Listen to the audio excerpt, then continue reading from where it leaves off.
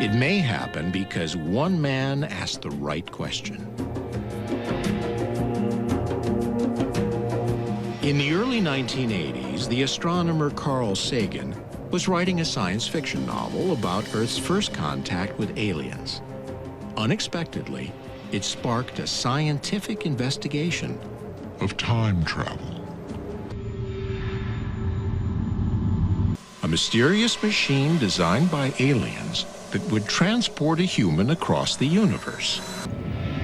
In the early 1980s, there was a common misunderstanding that you might be able to travel from one place to the other in the galaxy without covering the intervening distance by plunging into a black hole.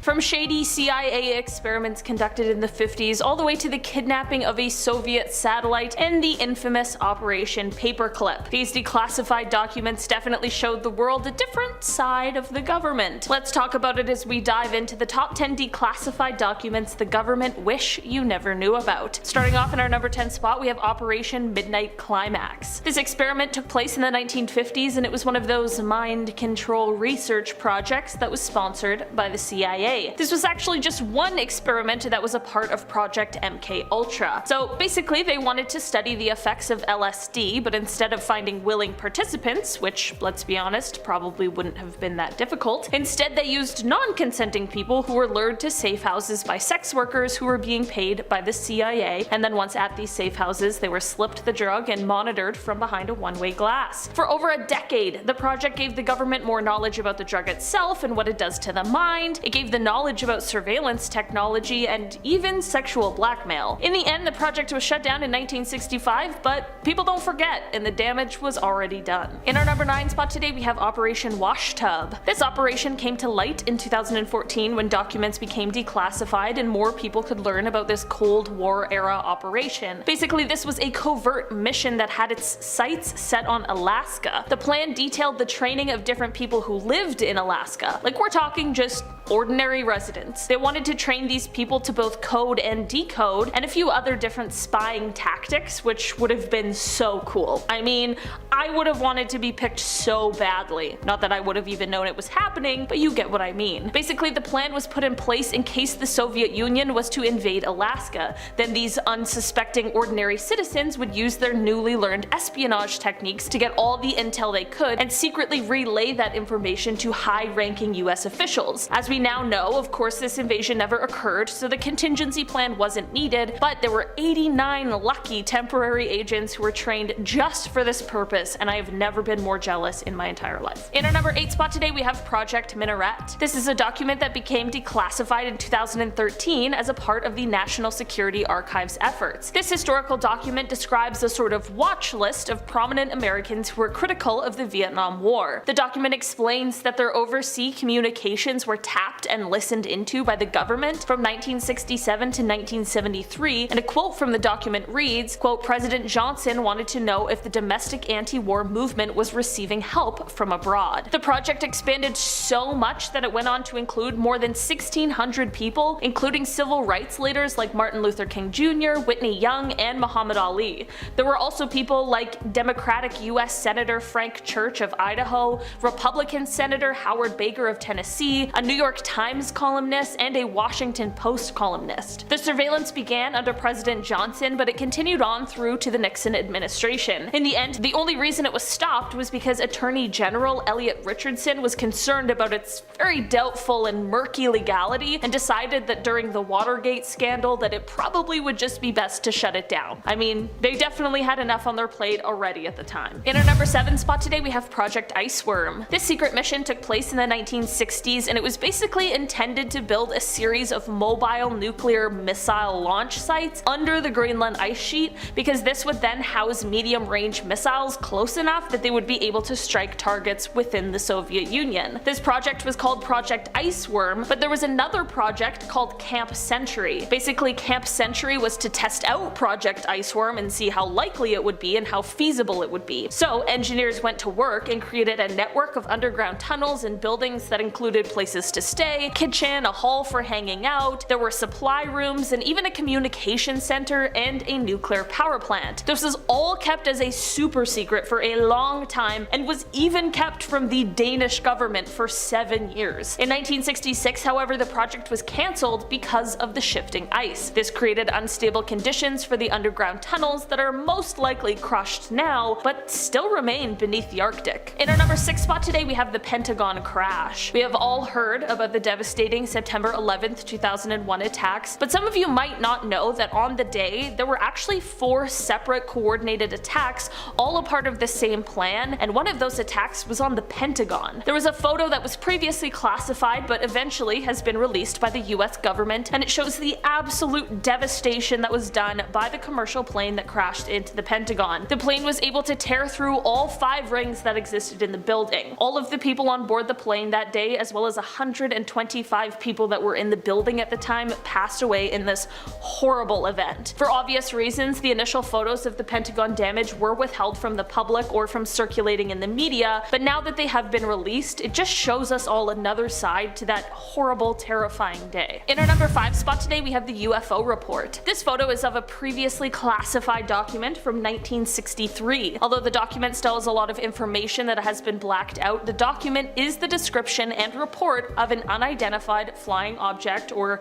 UFO encounter. This is said to have taken place over the desert of Nevada, and the report was written in detail in order to have a written record of the event. This document is said to be the authentic report from the FBI, which is exactly why some of the details have still been omitted, despite it being declassified. This might seem like less of a big deal now, as in this day and age we have declassified video footage of similar kinds of encounters, but for 1963 this was huge. As discussions of alien or extraterrestrial life is a big part of our modern society, this document shows that these things have been on our minds for many years now. In our number 4 spot today, we have Project 1794. This project was created with the goal to build a sort of saucer-type aircraft that would be designed to shoot down Soviet bombers. The program, which was created in the 1950s, was quite ambitious and had some pretty lofty goals. A team of engineers began trying to build a disc-shaped aircraft, but here's the real kicker. They wanted it to be capable of traveling at supersonic speeds at high altitudes. The documents about this project show that they wanted it to be able to travel at Mach 4, which is 4 times the speed of sound, and they wanted it to be able to reach an altitude of over 100,000 feet. At the time, the project was estimated to cost about $3 million, which is about $26 million today. In the end, the project was cancelled in 1961 because the craft failed tests and proved to be aerodynamically unstable, which of course would provide a whole slew of problems at high speeds, especially supersonic ones. In our number 3 spot today, we have the Manned Orbiting Laboratory. So for this one, this is a mission that was created in response to a Soviet Union secret mission called ALMAZ. Basically, this program, called the Manned Orbiting Laboratory, was run by the Air Force and the intelligence community's National Reconnaissance Office, and the goal of it was to spy on and throw the Soviet Union off track in space. Some of the documents in this mission have now been declassified, and according to them, one of the goals was to knock some of Moscow's satellites out of orbit or to fire projectiles at them. They even wanted to try and capture one of the Soviet satellites in space and then basically send it back down to Earth so that they could study it. That's so wild. And because of this, Moscow equipped their secret space station with a rapid-fire cannon in order to stop any of this from happening. I seriously feel like I'm watching some sort of space action movie right now. I can't believe that these are real things that happened and they were created in the 60s and 70s. In our number 2 spot today, we have the Lunik kidnapping. Don't worry, Lunik is not a person and instead is a Soviet lunar satellite that was kidnapped just for one night. This project honestly sounds like it was taken straight from a movie, and it has to do with the Great Space Race. In the early 1960s, the Soviet Union wanted to make it as clear as possible that they were winning the race to space, so they launched a multinational exhibition of their Lunik satellites, which became the first spacecraft to impact the moon's surface, and when the Luna 3 returned, it brought with it the first ever pictures of the moon's far side. It was a big deal, and it's safe to say that the US wanted to know everything that they could about it. Of course, the satellite was heavily guarded, but it was traveling traveling from city to city for this exhibition, so undercover CIA agents went to work. Basically, they convinced the man who drove the transport truck to get some rest at a nearby hotel, and basically they would look after it for him while he rested. I'm sure it was a bit more complicated than this, but you get the gist. From here, the agents then took apart and photographed every single component of the thing before putting it back together and placing it back in the truck for its next tour date. There is no indication that before the operation became declassified that anyone outside of those involved knew what had happened that day, and I'm not gonna lie, this is a pretty hilarious plan, and the fact that it worked is both shocking and pretty impressive. In our number 1 spot today, we have Operation Paperclip. This operation began in 1946 when the President of the United States at the time, Harry Truman, authorized it. Basically, the entire point of it was to lure scientists from Nazi Germany over to the United States after the Second World War. This was done in an effort to aid the country in their post-war efforts, as well as to ensure that the valuable knowledge these people had would not end up in the hands of perhaps the Soviet Union or either side of the divided East and West Germany. Had it not been classified information at the time, this would have of course been highly controversial, as many of these people were involved in, and sometimes even leaders of that hateful party. Former President Truman stood by his decision, saying that because of the relations with the Soviet Union, quote, this had to be done and was done. Several of the scientists a part of this program were later investigated because of their former ties, but one was only ever tried out of the over 1,600. None of the paperclip scientists were ever found guilty for any crimes either in the United States or in Germany. Perhaps the most famous of all of the paperclip scientists was Wernher von Braun, played a huge role in advancing NASA's Apollo missions. For the last few days, it feels like all anyone has been able to talk about is the recent hearing where 3 military veterans testified in Congress about some information regarding UFOs. And, well, it's been pretty wild to say the least. Welcome back, everyone. My name is Kennedy, and this is an extra special video for all the alien believers out there. So get ready, because this is the top 10 declassified government documents revealed during the UFO hearing. So starting us off at number 10, cover-ups. So this might not be news in regards to the idea of alien life and the government's involvement, as it's long been theorized by believers that the government has been covering up truths in relation to ETs and UFOs. But if we are to believe what was said in Congress, then that means the theory wasn't wrong. A former intelligence official testified last Wednesday that the United States government has found and covered up evidence of extraterrestrial life for decades. One of the witnesses, retired Major David Grush, alleged at a House of Representatives hearing about UFOs that the Pentagon has recovered crashed vehicles and biological remains believed to be of non-human origin. Quote, I was informed in the course of my official duties of a multi-decade UAP crash retrieval and reverse engineering program to which I was denied access. My testimony is based on information I have been given by individuals with a long-standing track record of legitimacy and service to this country, many of whom also shared compelling evidence in the form of photography, official documentation, and classified oral testimony. So yeah, and it only gets crazier from here. Moving on to number 9, caught on video. Now, as I mentioned, there were 3 military veterans that were a part of this hearing. We touched on David Grush in the last point, but the other 2 witnesses, Ryan Graves, Executive Director of Americans for Safe Aerospace, and retired Navy Commander David Fravor, both testified they too had personal experiences with UFOs while on the job. One of the more shocking incidents in particular detailed by Fravor was an incident from 2004, where a UAP was caught on video. Now, UFOs, or UAPs as they're formally referred to by military personnel, are defined as any object that is detected but cannot be immediately explained. And while some end up having innocent explanations like being weather balloons or drones, others remain quite the mystery. The 2004 incident falls into the latter category. Fravor said it was several years before any officials followed up on the extraordinary events of the day, and even then, he added that nothing was done. Moving on to number 8. There's a support group. Obviously, there was a lot of juicy information being revealed at the hearing, and I don't know if this was news to everyone, but it was to me, so I'm adding it. The former Navy pilot Ryan Graves talked about how he had founded the Americans for Safe Aerospace group that supports aviators who have reported UAPs, which might not sound like the craziest thing compared to what else was revealed. I mean, there are support groups for tons of different things, but to think that people are likely to require support after coming forward with unexplainable sightings is kind of crazy. Like, what is happening after they submit this report? What did they see? What did their superiors do to them? Graves stated that the objects that are reportedly being seen by military and commercial pilots are, quote, performing maneuvers that are unexplainable due to our current understanding of our technology and our capabilities as a country. Further adding, quote, if everyone could see the sensor and video data I witnessed, our national conversation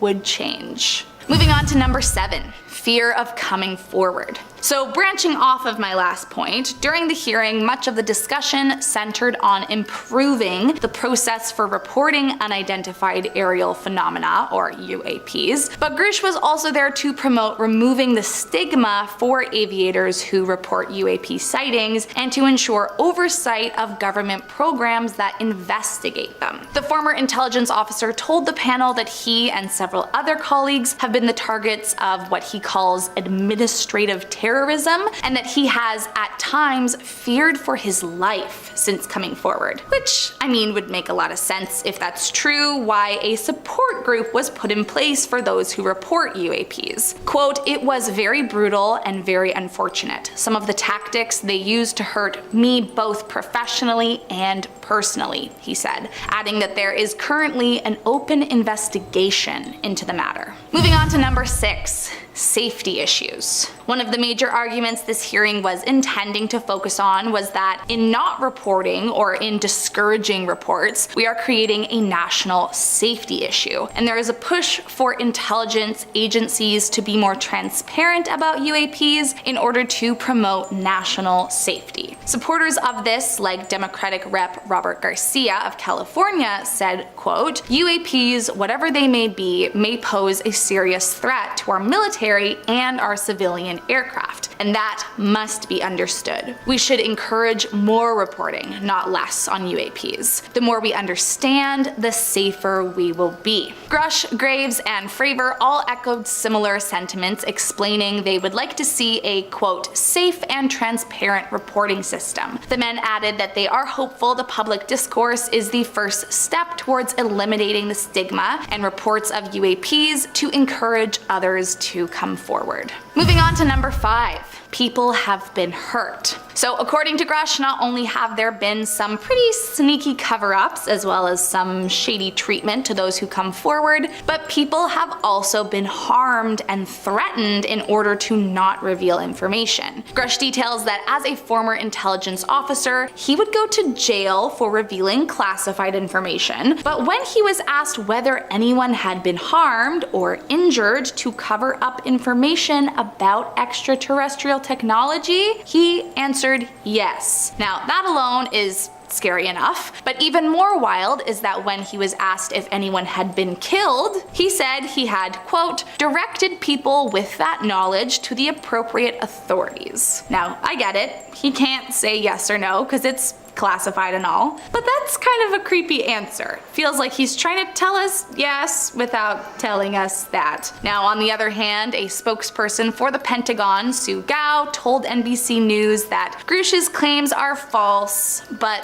I mean, I don't know, man. What do you guys think? Coming in at number 4. Sightings are not rare. According to former Navy pilot and executive director of Americans for Safe Aerospace, Ryan Graves, it wasn't just the 2004 incident that raised some eyebrows. Graves also talked about an incident with a flying object off the coast of Virginia Beach in 2014. He said that while flying an F-18, he came across an aircraft that looked like a, quote, dark gray or black cube inside of a clear sphere. year, which sounds pretty UFO-y if you ask me. Graves estimated the aircraft to be 5 to 15 feet in diameter and unlike any aircraft he has ever seen. But even more peculiar than its shape was that Graves claimed the UAP could remain stationary despite hurricane force winds. And according to Graves, sightings like this one are not rare, are not isolated. Plus, he explained that his squadron submitted a safety report at the time, but that he received no official acknowledgement of the incident.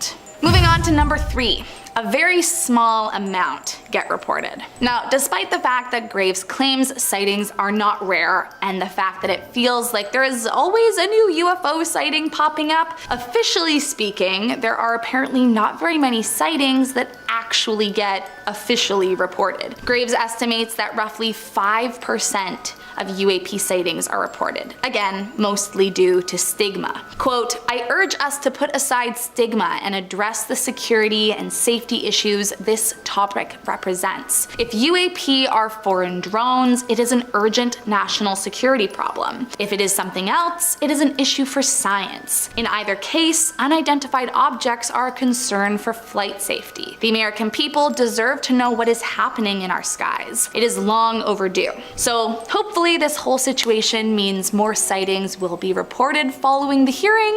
I guess we will have to wait and see. Moving on to number 2, they really are more advanced. Back to retired Navy Commander David Fravor. I touched a bit in a previous point about his 2004 video he captured, but we're actually gonna circle back because there is a little more. Not only was this small tic-tac shaped flying object flabbergasting because they didn't know what it was, but according to Fravor, quote, "There were no rotors, no rotor wash, or any visible flight control surfaces like wings." Plus, Fravor explained that as he and the other pilots tried to get closer to the mysterious craft, quote, "It rapidly accelerated and disappeared right in front of our aircraft, leaving behind no detectable turbulence." Which essentially means whatever it was and whoever created it has far more access to superior technology than we do here on Earth. Fravor said, quote, "I'm not a UFO fanatic, but what we saw with our 4 sets of eyes, we have nothing close to it. It was incredible technology." Similarly, Grush alleged at another time that the military had misused funds allocated for other programs to try to reverse engineer some of the supposedly non-human technology. And last up in our number 1 spot, there are still unanswered questions. While there was certainly some juicy deets revealed at the hearing, we were also left with even more questions and still a few skeptics. Representative Eric Burleson of Missouri said he found it far-fetched that an extraterrestrial species was technologically advanced enough to travel to Earth, yet is, quote, "somehow incompetent enough to survive Earth and crash." NASA also weighed in, saying that scientists have been searching for signs of life in our universe for years, but they have so far come up short. The space agency's missions have studied water on Mars, explored the ocean worlds Titan and Europa, and looked for molecules that could be a sign of life in the atmospheres of alien planets, but claim that our understanding of life is still a bit fuzzy and ever-changing. Now, all of that being said, as per the Planetary Society, it is, quote, "very unlikely that Earth is the only home to intelligent life." So, we may be onto something here. I guess we'll just have to wait and see until more information is revealed. I love me some leaked government documents, and I'm sure you do too, or else you wouldn't be here, right? Hello everyone, and welcome back to our channel. I'm your host Emily, and today we're counting down our list of the top 10 classified NASA documents leaked by government officials. Number 10, moon landing plans. We are trying to go to the moon again, but that might not happen for a while. Revised schedules in a leaked document showed that the agency is preparing for more inevitable delays, distinguishing between baseline dates and the schedule as it stands, a canned schedule that would prioritize prioritize regular launches, and a content program that would only launch when each component of each mission is ready. Under the content schedule, the Artemis 3 mission wouldn't launch until 2026, with a rover making its way to the lunar surface not before 2032, as opposed to the currently projected 2030. But there's one problem with launching the Gateway. The rocket configuration of the agency's Space Launch System, SLS, called Block 1B, is far from ready. In fact, just the tower it's building for the launch of this SLS iteration is already way over budget and behind schedule, just like the entire SLS program. Then there's SpaceX's Starship, also under contract with NASA to send astronauts to the lunar surface, which appears larger and more capable than the Gateway. Now, NASA is clearly still trying to establish the schedule of returning the first NASA astronauts to the moon since the early 1970s, and the dates are slipping fast. Number 9. Leaked video. A leaked Navy video captured in July 2019 showed a sphere-shaped unidentified object flying over water near San Diego. The footage, obtained by a documentary filmmaker and shared with NBC News, appeared to show the mysterious object flying for a few minutes before disappearing into the water. The video was captured by a Navy aircraft and recorded in the USS Amza Combat Information Center, according to the filmmaker Jeremy Corbell. The clip appears to show a spherical object flying above the water for a few minutes near San Diego before it vanishes. "It splashed," military personnel can be heard saying in the video. The Defense Department confirmed the clip was recorded by Navy personnel and said it would be reviewed by the Pentagon's Unidentified Aerial Phenomena Task Force, a panel established to gain insight into the nature and origins of such objects. Number 8. Multiple objects in the sky. Ryan Graves, a former Navy pilot who testified that he witnessed unidentified aerial phenomenon (UAP) with his own eyes, called on President Joe Biden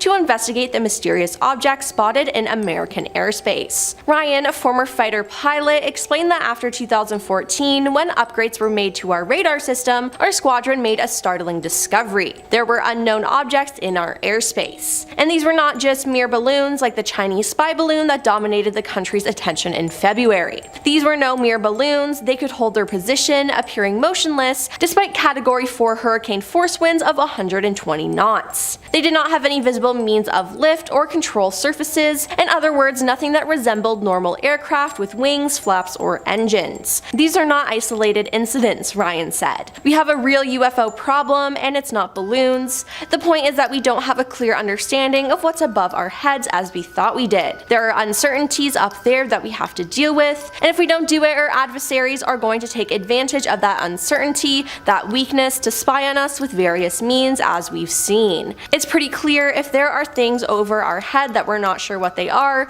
well, we need to figure it out. If they're adversarial, it's a national security issue, we have the mechanisms for that. If it's not a security issue and it's not an adversarial platform, then it's a matter of scientific inquiry. Now, it's crazy that he was even allowed to speak on this, and to be honest, it kinda makes me scared. Number 7. ADAR. The Pentagon's new Office for Investigating Potential UFO Sightings received hundreds of new reports in 2022, and while it can explain more than half of those events, a sizable chunk remains a mystery. Within the new batch of sightings, the All-Domain Anomaly Resolution Office and the Office of the Director of National Intelligence say they're focusing on some 171 cases, including some in which objects appear to have demonstrated unusual flight characteristics or performance capabilities and require further analysis. Since it was formed last summer, the ADAR office has received 366 reports of unidentified aerial phenomena. That total reflects 247 new UAP reports and another 119 that occurred before March 2021, but hadn't been included in an earlier report. The new numbers indicate a step in a rise of UAP sightings. The report released in June 2021 listed just 144 reports, covering a 17-year period. With the subsequent additions, 510 UAP reports were in their files at the end of August 2022. Officials say they believe the rise in UAP reports is due to US government efforts to destigmatize the topic of UAP and instead recognize the potential risk the phenomenon poses, both as an aviation hazard and potential adversarial activity such as foreign surveillance efforts. Number 6. Secret Space Station. Back when the NASA Space space program was all over the news in the 60s, the USAF was simultaneously working on a more covert program. The Manned Orbiting Laboratory was a top-secret United States Air Force initiative, with the main objective being to serve as a manned satellite to spy against the Soviet Union. The shuttle never officially launched and the program was shut down in 1969. However, thanks to declassified documents, we can see how the government intended to keep a watchful eye over the Soviet Union. Number 5. Trump's tweet. Okay, this is kind of funny, but let me explain. There are thousands of satellites in Earth's orbit right now, and hundreds are operated by the United States military. While the public has known of their presence for years, the actual capabilities of our spy satellites were unknown until former President Donald Trump tweeted a classified image in September 2019. From the image of the exploded rocket launched in Iran, experts were quick to identify the satellite as one of the United States' KH-11 reconnaissance satellites, which for obvious reasons, there is not a lot of known information about it. Now this man literally posted a classified image on his Twitter and people still think he didn't hide documents in his bathroom. Yeah, okay. Number 4. Space threats. A document leak from a Discord chat room by Jack Texiera, a member of the Massachusetts Air National Guard, spoke about space threats. The leak comes as the US Space Force enters its 3rd year of operation and as senior Pentagon leaders sound the alarm over increased threats coming from space. Space Force General Chance Saltzman, the chief of space operations, said the Pentagon is assessing an incredibly sophisticated array of threats that include jamming of communications and GPS satellites, spacecrafts that can grapple other satellites, lasers that can dazzle them, cyber attacks, and even nesting dolls or satellites that release others that spread out and track adversaries' spacecraft. The leaked document showed Russia has also experimented with its Tobel electronic warfare system in an attempt to disrupt SpaceX Starlink satellite system. In its annual space threat assessment report, the Center for Strategic and International Studies found that China continues to make progress towards the goal of becoming the world leader in space. Over the past year, China has continued to grow its space and counter-space assets, maintaining its status as the 2nd most capable space nation after the United States. China has also developed a space station in low Earth orbit, landed a spacecraft on the far side of the moon, and a rover on Mars. It also plans to put astronauts on the moon and is targeting the lunar South Pole, where NASA's Artemis program also intends to send astronauts. China by far has the most dynamic space program of the 2 US rivals, US officials say. One of the leaked documents say China's overall military strategy to establish and maintain information dominance in conflict drives Beijing's development of space and counter-space doctrine, capabilities, and TTP or tactics, techniques, and procedures. Number 3. Navy pilots talk about UFO. Recently, 2 former Navy pilots were interviewed by 60 Minutes on CBS News about a UFO sighting over the Pacific Ocean in 2004. Commander Dave Frander and Lieutenant Commander Alex Dietrich spotted the unidentified object during a training exercise but were unable to classify it. Dave described it as a little white tic-tac looking object, adding that it lacked conventional exhaust plumes and had no wings or visible markings. It also moved erratically, the pilot said. In an interview with NBC News, Dave described the 2004 encounter, calling the object the strangest, most obscure thing I've ever seen flying. As soon as we look down, we see the white water, and then we see this little white tic-tac. It's pointing north-south, and it's just going forward, back, left, right, he said, adding that it was bouncing around like a ping-pong ball. Dave said he approached the mysterious object to take a closer look, and it began mirroring his movements. Then when the pilot got within a half a mile of the UFO, it suddenly vanished. Again, I'm shocked that they were even allowed to speak about this at all. Number 2. Project Blue Book. Project Blue Book was the code name for the systematic study of unidentified flying objects by the United States Air Force from March 1952 to its termination on December 17, 1969. The project, headquartered at Wright-Patterson Air Force Base, Ohio, was initially directed by Captain Edward J. Ruppelt. Project Blue Book had 2 goals: to determine if UFOs were a threat to national security and to scientifically analyze UFO-related data. Thousands of UFO reports were collected, analyzed, and filed. As a result of the Condon Report, which concluded the study of UFOs was unlikely to yield major scientific discoveries, and a review of the report by the National Academy of Sciences, Project Blue Book was terminated in 1969. The Air Force supplies the following summary of its investigations. No UFO reported, investigated, and evaluated by the Air Force was ever an indication of a threat to our national security. There was no evidence submitted or discovered by the Air Force that sightings categorized as unidentified represented technological developments or principles principles beyond the range of modern scientific knowledge, and there was no evidence indicating that the sightings categorized as unidentified were extraterrestrial vehicles. By the time Project Blue Book ended, it had collected 12,618 UFO reports and concluded that most of them were misidentifications of natural phenomena, clouds, stars, etc., or conventional aircraft, which is kinda lame. And coming in at number 1 is Advanced Aerospace Threat Identification Program. Among some of the Pentagon's most secretive programs is the Advanced Aerospace Threat Identification Program. The program was dedicated to investigate reports of unidentified flying objects, UFOs, but for years it was never formally acknowledged by the Department of Defense. The program was first made public on December 16, 2017. The program began in 2007 with funding of $22 million over 5 years until it ended in 2012. The program began in the U.S. Defense Intelligence Agency, and according to the Department of Defense, the AATIP ended in 2012 after 5 years. However, reporting suggests that the U.S. government programs to investigate UFOs continued. The agency claims they stopped receiving funds in 2012, however, many believe it continues to operate to this day. From spying on high-profile Americans to the lies surrounding the Vietnam War, all the way to the recruitment of some of the bad guys at the end of World War II. Here is part 2 of the top 10 declassified documents that reveal unspeakable things. Starting off in our number 10 spot, we have Operation Paperclip. This operation began in 1946 when the President of the United States at the time, Harry Truman, authorized it. Basically, the entire point of it was to lure scientists from Nazi Germany over to the United States after the Second World War. This was done in an effort to aid the country in their post-war efforts, as well as to ensure that the valuable knowledge these people had would not end up in the hands of perhaps the Soviet Union or either side of the divided East and West Germany. Had it not been classified information at the time, this would have been highly controversial, as many of these people were involved in, and sometimes even leaders of that hateful party. Former President Truman stood by his decision, saying that because of the relations with the Soviet Union, quote, "this had to be done and was done." Several of the scientists that were a part of this program were later investigated because of their former ties, but one was only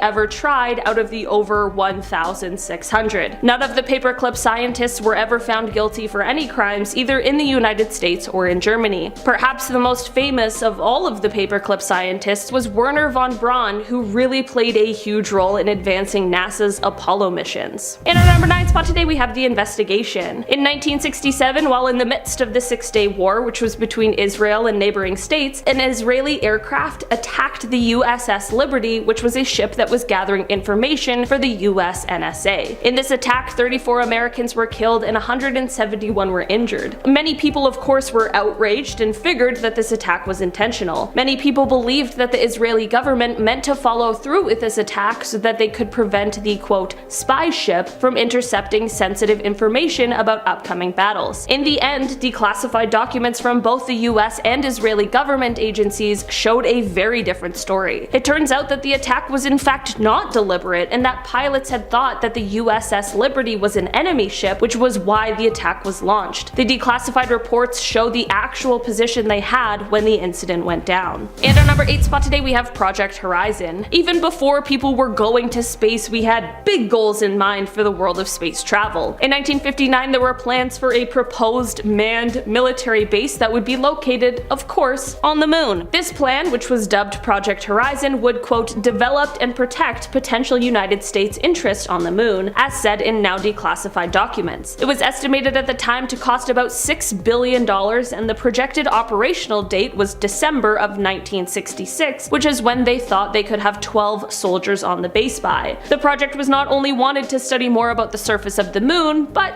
what better of a place to spy on the Earth than the moon? This project, of course, never came to fruition, and the reason it stopped progressing was because the president at the time, Dwight Eisenhower, rejected it at the same time that the responsibility for America's space program was being transferred over to NASA. In our number 7 spot today, we have consideration. Presidential duties certainly are not easy, and making big important decisions is likely a very nerve-wracking experience that you'd probably want as much information as possible for. That is exactly why, around the time of the Cuban Missile Crisis, Joint Chiefs of Staff Chairman Maxwell Taylor wrote a memo at the request of the then President John F. Kennedy. The memo was requested because Kennedy wanted to know what the human cost would be of invading Cuba. The declassified memo explained that should the Cuban forces use conventional weapons and not tactical nukes, that quote, our medical plans are drawn up to accommodate up to 18,500 casualties in the first 10 days of the operation. He then goes on to explain that if these tactical nuclear weapons were in fact used, that quote, there is no experience factor upon which to base an estimate of casualties.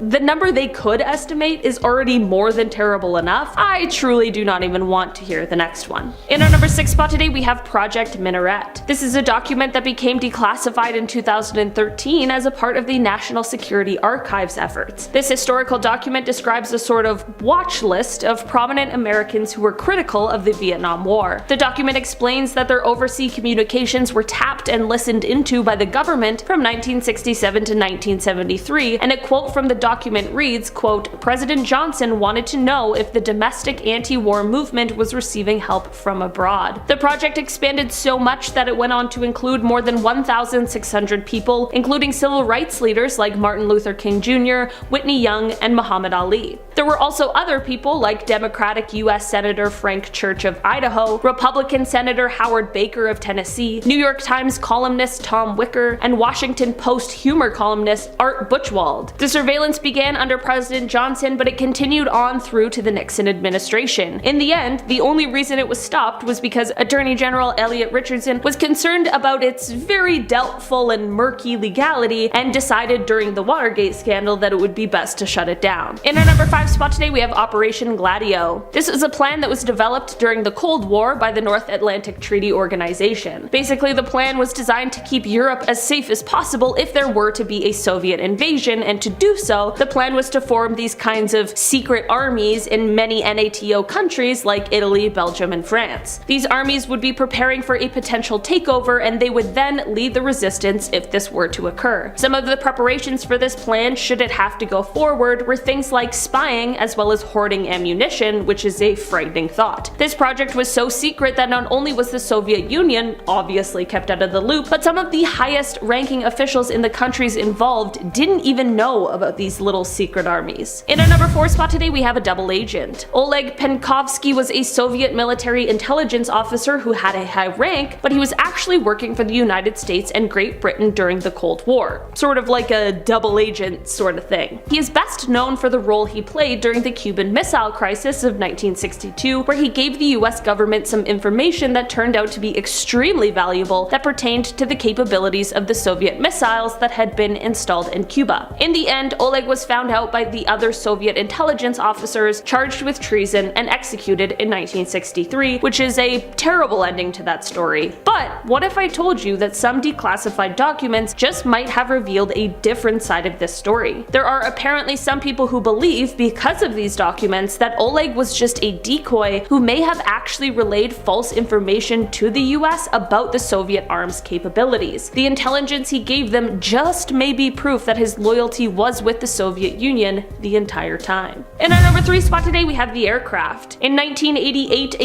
US warship in the Persian Gulf ended up shooting down an aircraft. Unfortunately, this turned out to be a civilian craft that was on its way to Dubai, and in the end, there were no survivors. According to declassified documents, Navy personnel incorrectly identified the plane as an Iranian fighter jet before launching the missile that took the flight down. In 1996, the United States reached a settlement with Iran where they paid $61.8 million to compensate the families of the victims, but it is said that there has never been an apology issued. In now declassified official investigation documents, it is said that they could not find any fault with the naval officers who brought down the flight. Others have suggested that this is untrue, as journalists pointed to discrepancies between the official report and the later accounts of what occurred. Like, allegedly it was originally said that the flight deviated from its standard route, but this is said to have been found to be false. The report also apparently says that the warship was operating in international waters at the time, when it was really operating in Iranian territorial waters. In our number 2 spot today, we have the lie. Thanks to a document from the National Security Agency that was declassified, many people received a confirmation of what they long believed. This is the idea that one of the two supposed North North Vietnamese attacks on US ships in the Gulf of Tonkin in 1964, the attack that the president at the time, Lyndon Johnson, and his administration used to justify the massive escalation of the Vietnam War, yeah, apparently it didn't happen at all. The historical analysis conducted and declassified by the NSA revealed this all. In the article, it is noted that intelligence and defense officials who knew about the faked attack, or rather who doubted the evidence brought forward by the administration, didn't speak up because of a, quote, awareness that President Johnson would brook no uncertainty that could undermine his position. It's a terrifying reality, especially when we look at the war and what went on to happen from there. In our number 1 spot today, we have new techniques. This is a project that was originally released in 2004, but it was heavily redacted by the Bush administration and then was released again with a little less deletions by the Obama administration, and basically it describes what is called, quote, enhanced interrogation techniques that were used on certain detainees that were part of a terror group. These techniques include things like something called walling, which includes pulling the prisoners forward and then pushing them back into the wall, stress positions, sleep deprivation, waterboarding, and sometimes even isolation and sensory deprivation for hours on end, sometimes with a, quote, harmless insect placed inside of the box with them, which is intended to increase the discomfort. All in all, there's still a lot in these documents that hasn't been fully revealed to the public, but I think we've all seen enough movies to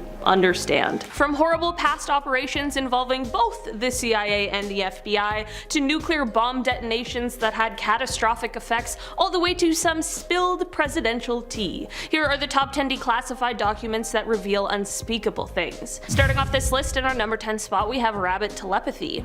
This is a document that originally comes to us from 1975, but it was declassified in 2004. Located on the CIA website as a Department of Defense document, it detailed a variety of, quote, Soviet and Czechoslovakian parapsychology research that was done from the end of World War II through to the Cold War era. One of the most grisly and truly unbelievable experiments that were conducted that was listed on this document occurred in 1956. Basically, they were trying to use rabbits to communicate with submarines, which is definitely just bizarre on a regular level, but of course the way in which they conducted this experiment was wrong and inhumane and truly just very cruel.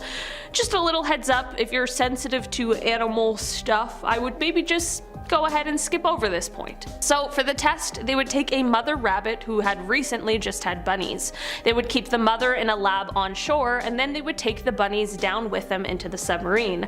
Slowly, one by one, they would take the life of the bunnies, and each time they did, the mother rabbit's brain would produce a detectable and recordable reactioning. Is this one of the worst things I've ever heard? Yes.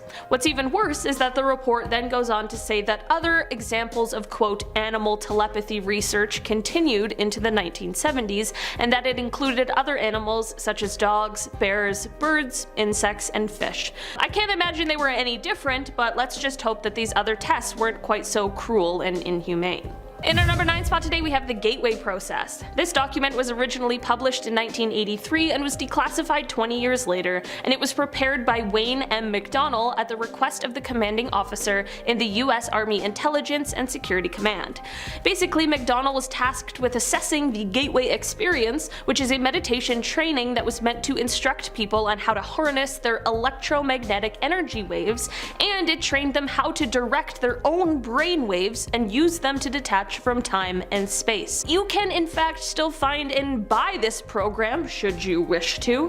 The analysis or assessment by Wayne tackles a wide variety of subjects, all the way from astral projection to quantum physics and so much more, but at the end you're pretty much left with the fact that, quote, there is a sound, rational basis in terms of physical science parameters for considering Gateway to be plausible in terms of its essential objectives.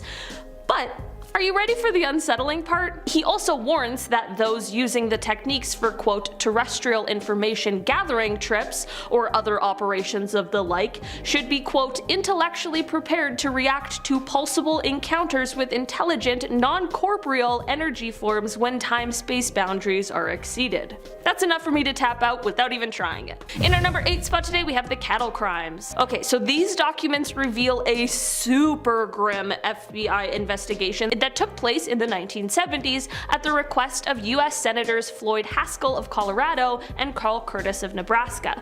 I guess there was some weird sort of connection between these horrific things being done to cattle across as many as 21 states. In a letter from 1975, Senator Haskell was able to identify 130 of these strange, macabre cases in Colorado alone. All of the cases were eerily similar, which is unsettling considering the details. In most cases, the cattle would have had their left ear, left eye, rectum, and reproductive organs all missing, and all the blood was drained from the carcass, but there was no blood on the ground or around them, nor were there any footprints.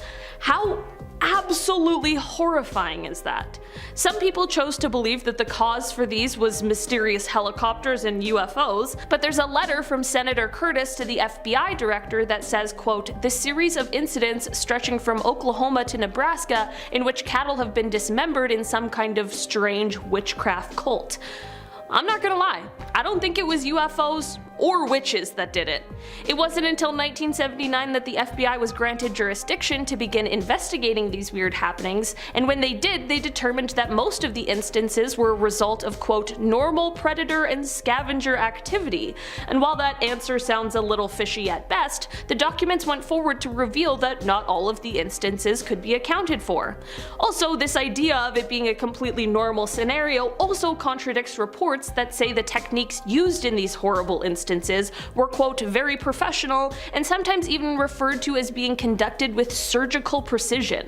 I'm sorry, but a wolf or a coyote or a bear or whatever predator you want to say did this, ripping apart its meal isn't exactly a surgically precise operation. No arrests were ever made, and while it was deemed solved, a ton of mystery still surrounds these stories to this day. In our number 7 spot today, we have Acoustic Kitty. Apparently in 1967, the CIA was spending millions of dollars trying to make cats into spies. I don't know why they chose the one animal that does not care what you want it to do, but alas, they did, and Project Acoustic Kitty was born. The project basically involved implanting electronic spy equipment into real, living cats, who would then be trained to basically eavesdrop on unsuspecting people. This is another one of those Cold War era plans that was intended to be used on those in the Soviet Union. The project had a whole slew of issues, of course, however, because cats get hungry and distracted, and unfortunately the first time this plan was being tested, there was a catastrophic outcome. The cat got hit by a taxi, but the project of course was cancelled, and the researchers said that they believed they could train cats to move short distances, but that, quote, "the environmental and security factors in using this technique in a real foreign situation force us to conclude that for our intelligence purposes, it would not be practical." In our number 6 spot today, we have The Judgment Call. If you haven't heard of the name Stanislav Petrov before, maybe just take a second to whisper a quiet thank you to him, because he truly might have saved all of our lives with one moment of calm, cool decision making.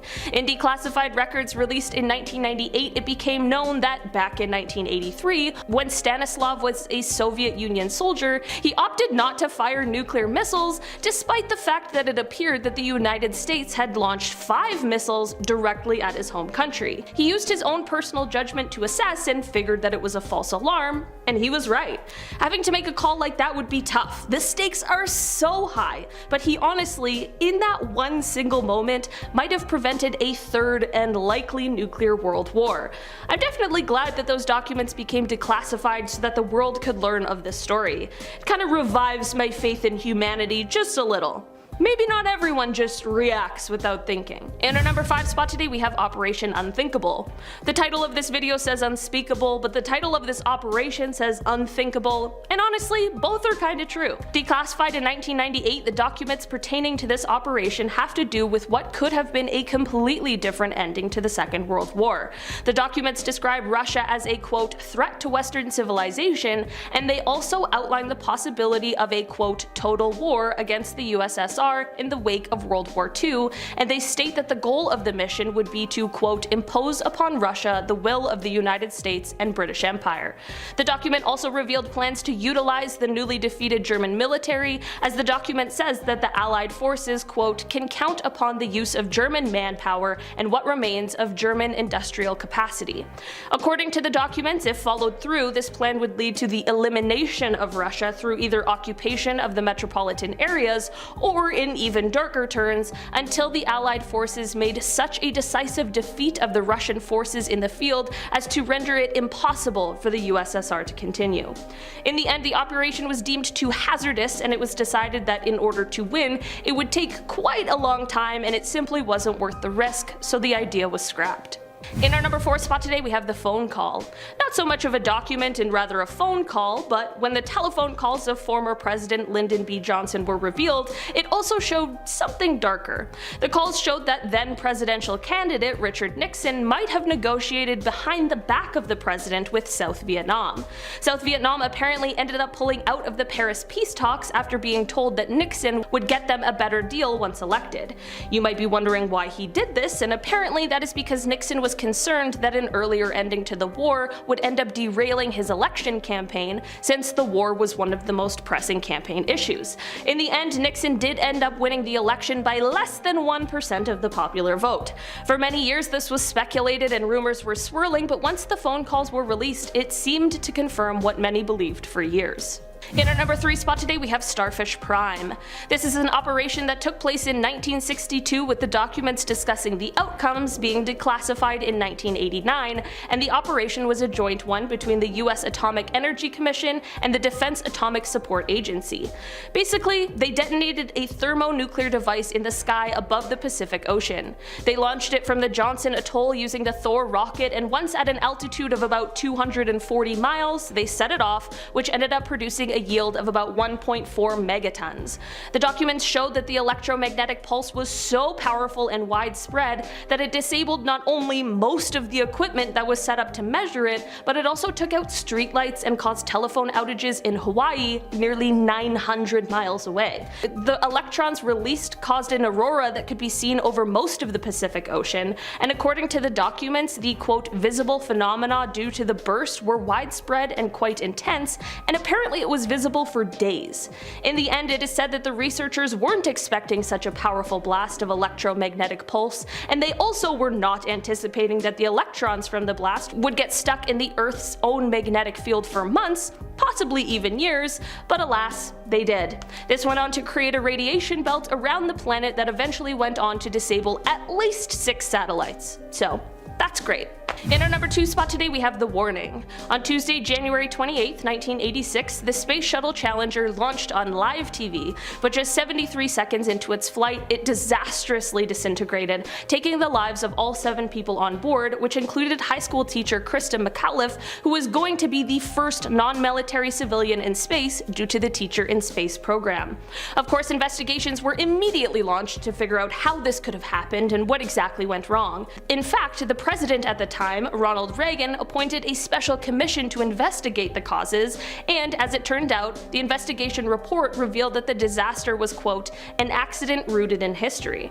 This basically confirmed that NASA had previously known about the problems that led to the destruction of the Challenger and the subsequent demise of the crew. The least surprised of all was perhaps engineer Robert Boisjoli, who apparently sent an inter-office memo months prior to the tragedy warning of the exact fate the Challenger would meet should they continue to choose to launch the shuttle in such cold weather. Quote, the result would be catastrophic of the highest order, he wrote. Quote, loss of human life. In our number 1 spot today, we have Operation LAC. Operation LAC, which is short for Large Area Coverage, was a Cold War era project that involved the US Army Chemical Corps. Basically, it was a test that was designed to see whether or not it could be possible or feasible to taint a large area by dropping chemical agents from planes. To test this idea, they dropped, quote, a myriad of microscopic particles from planes, covering an area that is said to span from the Rockies to the Atlantic, from Canada to the Gulf of Mexico, so yeah, definitely a large area. In fact, it was so large that this is actually the largest test that the Chemical Corps had ever undertaken. According to the declassified documents relating to this operation, the test, quote, did not provide the Corps with nearly as much data as the Corps would like, and then it goes on to say that, quote, to obtain additional data, the Corps planned further tests for the next fiscal year. Okay, that's a little daunting. While not necessarily the same operation, also in the Cold War era was a similar test conducted that targeted targeted a neighborhood in St. Louis, Missouri. This test saw the area being sprayed with zinc cadmium sulfide. At the time, those local to the area were being told that, quote, the government was testing a smoke screen that could shield St. Louis from the aerial observation in case the Russians attacked. But of course, decades later, documents revealed that the tests were actually a part of a biological weapons program. And to make matters even worse, the zinc cadmium sulfide was linked to an increase in cancer among the residents of the neighborhood. Welcome back to Most Amazing Top 10. Here are the top 10 classified government documents leaked by Elon Musk. Starting off in our number 10 spot, we have Pajama Jammy Jam. Before Elon Musk officially took over Twitter, there was a whole pile of back and forth on whether or not it was actually gonna happen. At one point, Elon actually backed out of the deal due to disagreement over bots on social media, and at one point, Twitter began suing him for performance. During the lawsuit, court documents were leaked, and one of the documents consisted of a text conversation between none other than Elon Musk and polarizing character himself, Joe Rogan. In this exchange, Joe asks Elon, quote, "Are you going to liberate Twitter from the censorship-happy mob?" Elon replies, quote, "I will provide advice which they may or may not choose to follow."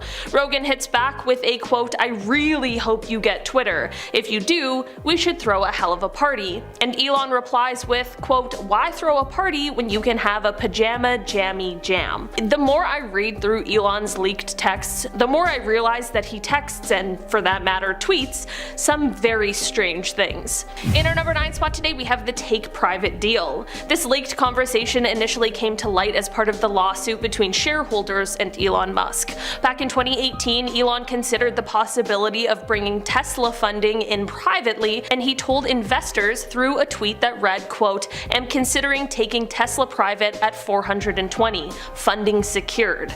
This led to the Security and Exchange Commission, or the SEC, ruling that Elon had not only exaggerated, but that he had misled shareholders when he said that the funding was secured. Elon publicly spoke against this, but in the end, Tesla and Elon reached a settlement with the SEC, which saw Elon stepping down from the role of chairman of the board, and Tesla and Musk had to each pay $20 million in fines.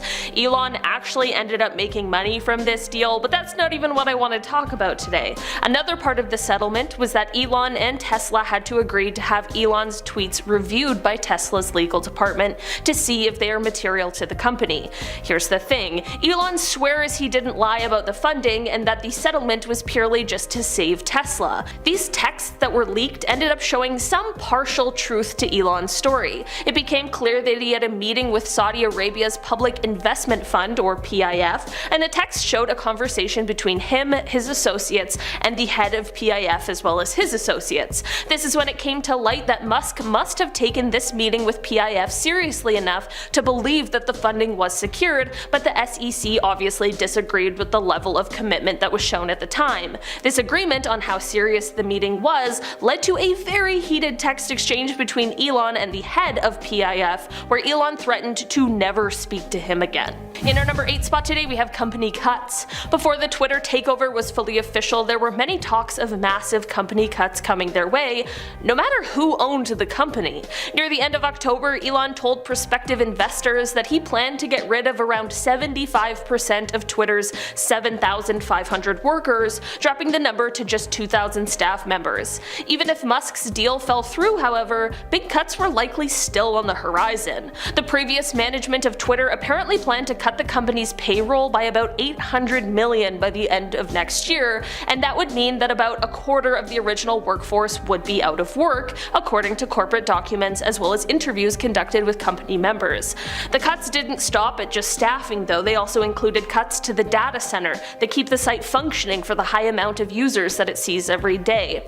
These kinds of cuts help give us insight into why Musk was even able to buy the company in the first place. Only time will tell what the impact the cuts Elon has implemented will have, as well as what the ripple effects of that will be. In our number 7 spot today, we have a hacker's ransom. Back in 2020, there was a very serious breach at Tesla and SpaceX as one of their suppliers were hacked and had important documents leaked online. The supplier was called Visser Precision, and at the time of the incident, they confirmed that the company data has been stolen in a criminal cybersecurity incident.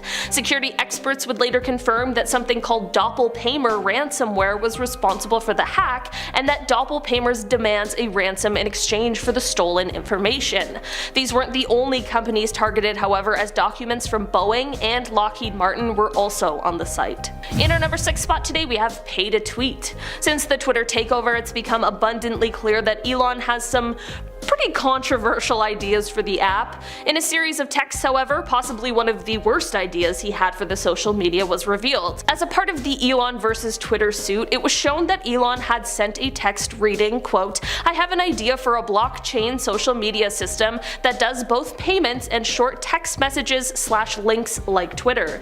You have to pay a tiny amount to register your message on the chain, which will cut out the vast majority of spam and bots. There's no throat to choke, so free speech is guaranteed."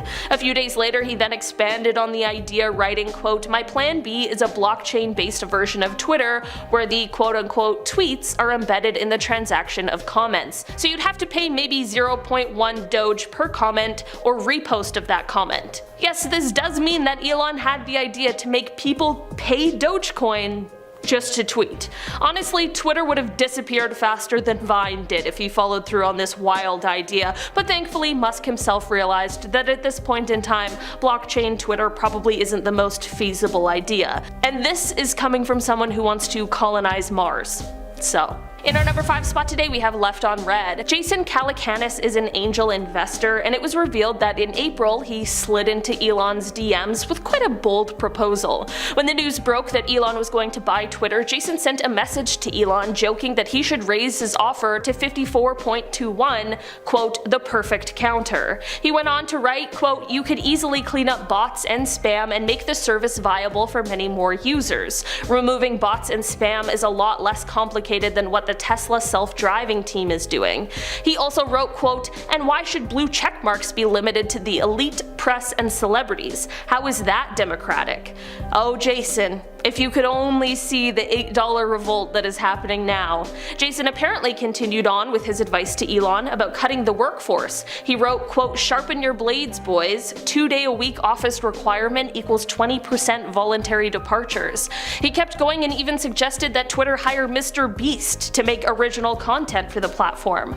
Both Elon and Jason agreed that Twitter Blue should be entirely revamped, and this is about when Elon asked Jason if he wanted to be a strategic advisor should his Twitter deal pan out, which we of course now know that it did. Jason replied with, quote, "Board member, advisor, whatever. You have my sword." He continued, quote, "Put me in the game, coach. Twitter CEO is my dream job." In our number 4 spot today, we have the boss's boss. As per court documents, it came to light that Elon had a conversation with former Twitter CEO Parag Agrawal. He was fired from this position upon Elon's Twitter takeover, but the conversation I want to talk about today took place back in April. During this text exchange, Elon explained to the former CEO that he doesn't think that he himself should be the boss of anyone. Strange for a man who is the CEO of multiple companies to say, for sure. The text said, quote, "Frankly, I hate doing management stuff." He continued on to write, quote, "I kinda don't think I should be the boss of anyone, but I love helping solve technical / product design problems." It's not necessarily like a groundbreaking text message, but it is super strange to hear someone who is the boss of many people admit to something like this. In our number 3 spot today, we have the new social network. This is a text combo that feels like it could have come straight out of an episode of Silicon Valley or something like that. This conversation took place between the time that Elon announced he was going to try and buy Twitter and when he decided to back out of the deal, and the conversation is between himself and one of the co-founders of Twitter, Jack Dorsey. Jack explained to Elon that he thinks the best move for Elon would be to make a move similar to Donald Trump and start his own social network. He explained that a new platform is needed and it can't be a company, and this is actually one of the reasons why he left his job at Twitter. Elon inquired more into this, asking Jack what this platform would look like. Jack explained that he thinks it should be, quote, "open source but encrypted, not unlike the Signal messaging app, and he believes it should run ads." Jack really dropped the bombshell though when he sent a message that read, quote, "Twitter started as a protocol." He continued on to say, quote, "It should have never been a company. That was the original sin. In our number 2 spot today, we have the advice for Elon. This conversation is one between Musk and Joe Lonsdale, who is the co-founder of Palantir, a public American software company that specializes in big data analytics. To begin their unredacted conversation, Joe praised Elon for buying stake in the company and joining the board, but he quickly took to offering his opinions and takes on some of the issues Musk had raised. Specifically, he wanted to discuss thoughts on censorship decisions. He is said to have wrote, quote, "The lefties on the board likely want plausible deniability," jokingly to Elon, and Musk's response might as well have been nothing. Rather than responding, Elon just liked the message. One double tap away from the dreaded left on red. To make this whole exchange even more awkward, Joe later texted Musk to inform him that he'd been on the phone with Florida Governor Ron DeSantis. He apparently was attempting to offer Elon a line of communication to the politician, to which Elon replied, quote, "Haha, cool." As a millennial, I would be personally offended if that was the only response I got. The secondhand embarrassment is just too much. In our number 1 spot today, we have The Interviewer. Gayle King is an American TV personality and the broadcast journalist of CBS News, and it was revealed that she reached out to Elon Musk in search of an interview.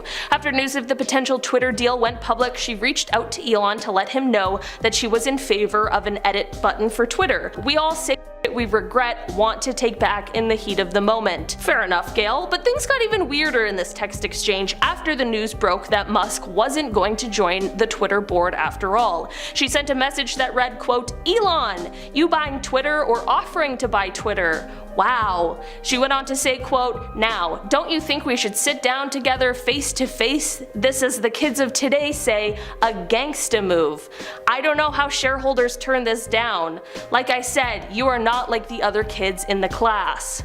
Gayle, I'm not entirely sure the kids are saying that about Elon's Twitter takeover, or really about anything for that matter. Alright guys, that has been our list for today. Thanks so much for checking it out. I've been your host today, Olivia Kozlowski, and I will see you again soon. Bye!